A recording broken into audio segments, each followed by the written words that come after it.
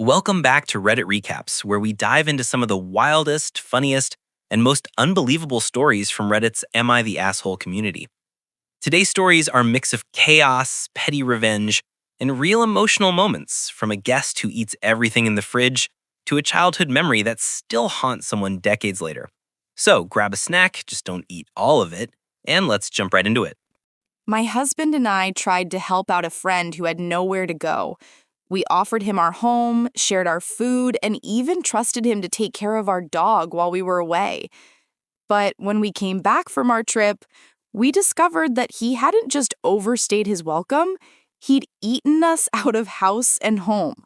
Literally. My husband and I live abroad, and earlier this year, a mutual acquaintance, let's call him Kay, reached out saying he'd been scammed with an apartment rental and had nowhere to stay. At first, we only offered him a weekend, but he was polite, helped around the house, and seemed genuinely grateful. So we ended up letting him stay for the full 20 days he asked for. During that time, some things rubbed us the wrong way. He never once brought groceries. Multiple times he pretended he was going to pay, but forgot his wallet or claimed he could only use Apple Pay, which isn't even accepted at our local supermarket. He'd eat way more than his share. Once, my husband and I shared half a pizza, while he ate an entire pizza and a half without contributing a single dollar. Still, we felt bad for him. He seemed down on his luck, and we figured he was just going through a rough patch, so we let it go. A few months later, we were planning a 17-day trip. Since Kay was struggling with rent, we decided to offer him a deal. He could stay in our place for free, as long as he took care of our dog while we were gone. I even wrote a detailed Google Doc with instructions about the house, dog care, gym access, everything. I told him he could eat anything that was going to expire. Fruit, veggies, yogurt, stuff like that. I thought I was being generous. He'd have a comfortable place to stay, and our dog would have company. What could go wrong? When we came back, everything was gone. And I mean everything. The entire fridge, freezer, and pantry were empty. He finished 2 jars of jam, a jar of peanut butter, a giant Costco-sized bottle of olive oil, condiments, rice, snacks, cheese, even my husband's supplements like creatine, protein, and collagen.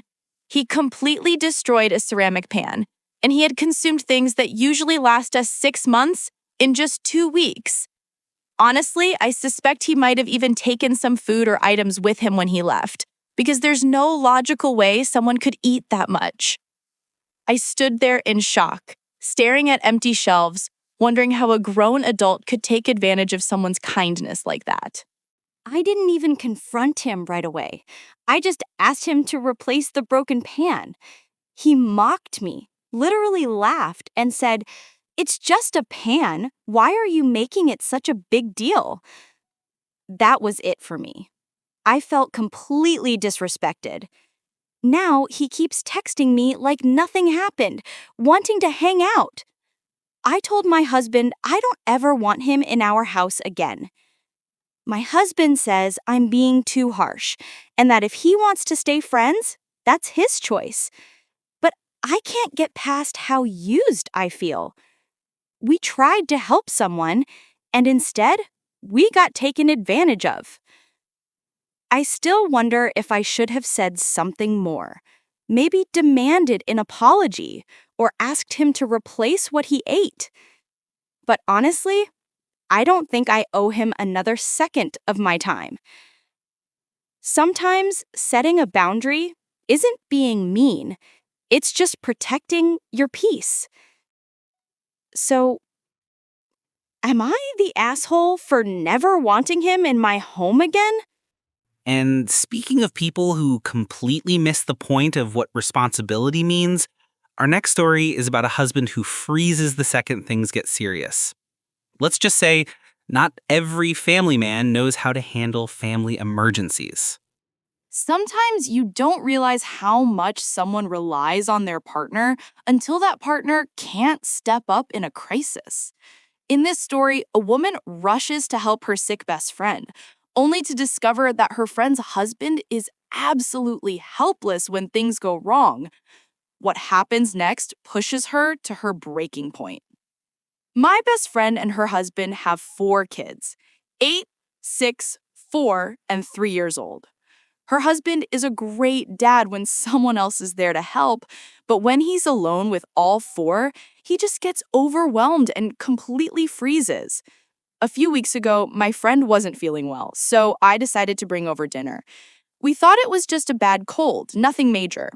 We sat down to eat together. Everything seemed fine, until my friend got up to go to the bathroom. A moment later, her 3-year-old came running out, panicking, saying, "Mommy's throwing up." All the kids ran toward the bathroom, and of course, we followed.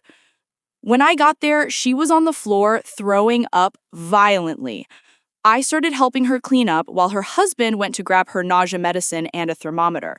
So far, okay, he was at least doing something. When he came back, I told him, "Hey, can you get the kids out of the bathroom so she can have some space?" He nodded and left with them, but 2 minutes later, they were all back in the bathroom again. Apparently, he couldn't keep them out. At this point, I'm trying to multitask, taking her temperature, calming the kids, and trying not to panic. Her temp came back at almost 104 degrees Fahrenheit.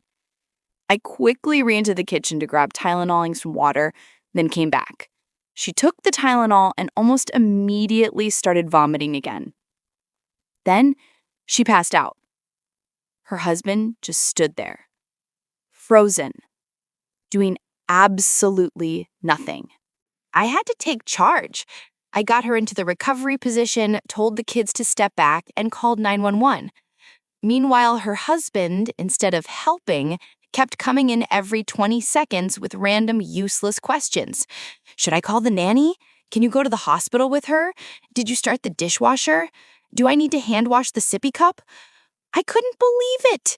His wife was unconscious on the floor, and this man was worried about dishwashing. When my friend started to come to, he immediately bombarded her with more nonsense. How do I do bedtime for the little ones? Did they wash their pajamas? Did they get screen time today, or can I put on a movie? I snapped. I told him, "She can't hold your hand right now. Figure it out." He tried to defend himself, saying, "I'm not usually the one who deals with this stuff. I'm trying my best." But then he went right back to asking what story the kids liked before bed, what sound machine setting to use, how they liked their milk. That's when I lost it.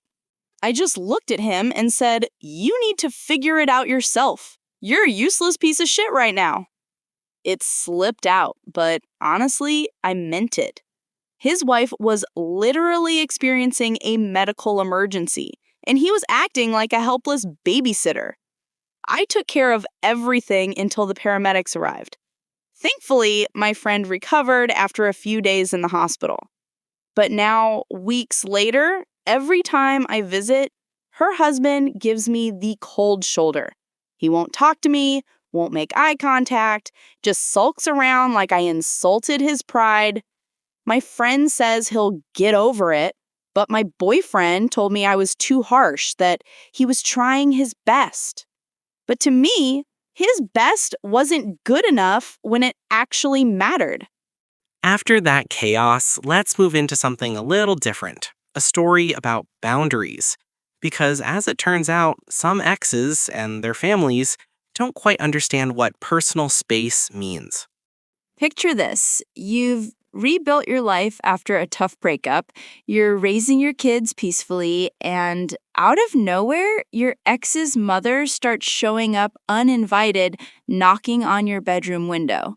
That's the situation this Reddit user found herself in, and what started as an awkward surprise turned into a total boundary nightmare. This happened a couple of years ago, but it still sticks with me, especially after talking with a friend about crazy mother-in-law stories. She told me I was the one in the wrong, but I really don't think so. For context, I have sole custody of my kids. My ex and his family live about a 9-hour drive from me. One morning around 9 a.m., I woke up to a strange knocking on my bedroom window. At first, I thought I was dreaming. I peeked through the blinds and saw a pair of women's sneakers standing outside. When I looked higher, I made direct eye contact with my ex's mom. All I could think was, what the actual hell? My apartment complex isn't gated. Anyone can drive in, but you can't enter the building without a key, which means she literally walked around outside the building and found my window to knock on because she couldn't get through the front door. Since she'd already seen me, I got dressed and went to let her in. The only reason she even had my address was because a few months before, she asked for it to mail some things for the kids. I never thought she'd use it like this. When I opened the door, she smiled and said she was in the neighborhood. I asked why she didn't call before showing up, and she said it was a last-minute decision. I tried to stay polite. I let her in. She spent some time with the kids. And when she left, I made sure to tell her, next time, please give me a heads up, at least a week's notice. Not 10 minutes, not an hour, a full week. Fast forward about 4 months. It's another quiet morning, and I hear that same tapping on my window. I freeze, because I already know who it is. This time, I don't even look. I know it's her. I just ignore it. Then my phone starts ringing. Over and over again. After the 5th call, I finally pick up. It's her, demanding that I open the door because she wants to see the kids. I told her I'm not home, which was a total lie, but I didn't feel bad about it. I told her I was visiting my dad with the kids about 45 minutes away and had no idea when we'd be back. She didn't believe me and demanded my dad's address. I refused to give it to her. She started insisting that she just happened to be nearby again and wanted to drop by. I hung up on her. Moments later, my ex starts texting me, saying his mom just wants to see the kids and asking me to stop being so difficult. I told him the same thing. I'm not home. And that's when things went way too far. A few minutes later, I heard banging on my door.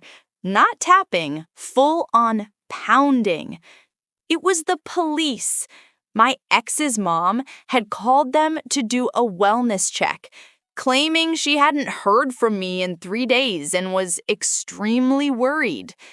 One of the officers even called me directly. He told me that it was illegal not to answer when an officer knocks. I explained the whole situation. She's lying. I just spoke to her minutes ago.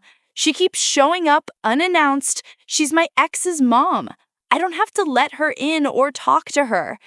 He seemed to understand and backed off, but I was absolutely furious.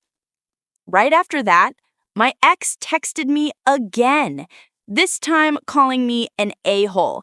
He said I was being cruel and that it wouldn't have killed me to let his mom see the kids. But honestly, it wasn't about that. It wasn't about being nice or rude. It was about boundaries.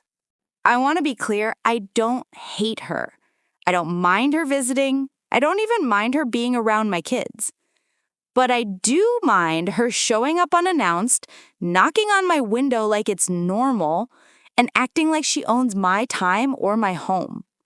It was beyond disrespectful. It was invasive. And after that second visit, I knew I needed to draw a line.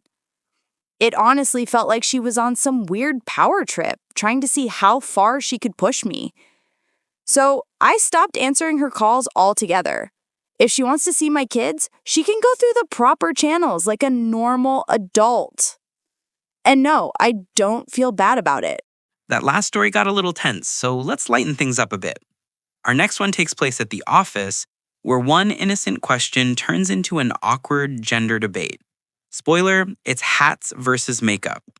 Sometimes the smallest comments can turn a friendly chat into an office standoff.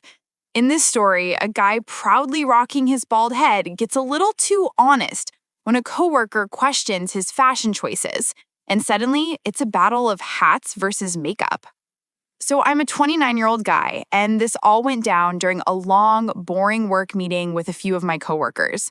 One of them is new, late 30s, female, and we were talking about our professional backgrounds and experiences. Nothing serious, just regular office small talk.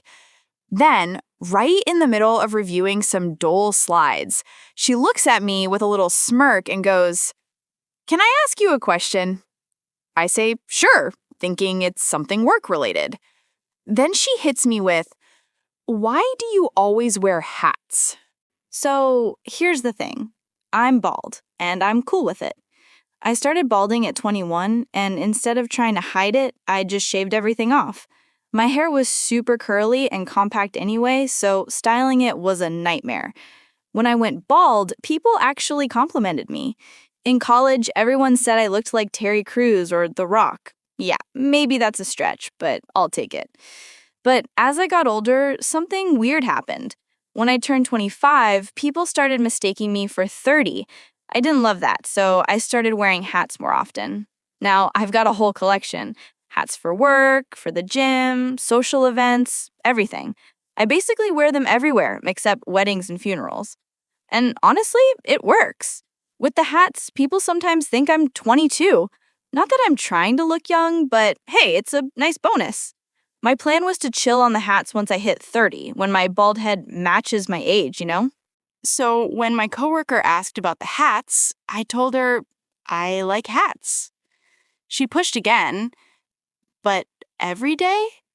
So I explained, "Yeah, I'm bald. I like my head shape, but I don't want to look 35 yet. Plus, I look good in them." Apparently, that comment rubbed her the wrong way. Maybe because she's around that age.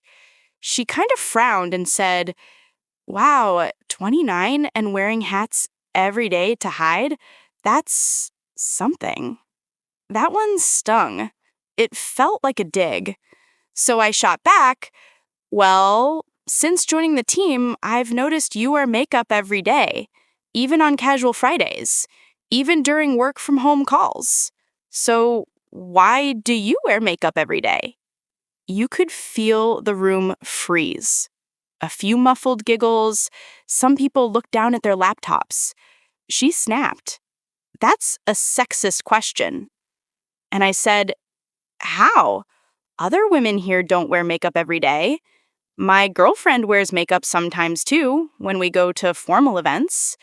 So I'm just curious. Why do you?" She went silent. The tension was thick.